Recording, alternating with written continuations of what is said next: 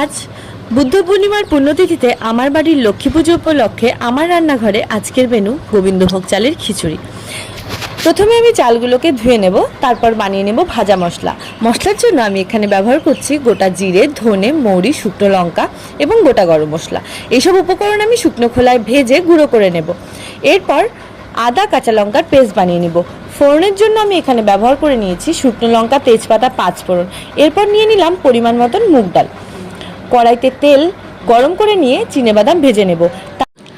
বাদামগুলি ভালো করে ভাজা হয়ে গেলে দিয়ে দেব ফোড়নের সব উপকরণ দিয়ে ভালোভাবে নেড়ে নেব। দিয়ে দেব মুগ ডাল কিছুক্ষণ ভেজে নিয়ে দিয়ে দেব পেস্ট করে রাখা মশলা কষিয়ে নিয়ে তারপর দিয়ে দেব গরম জল।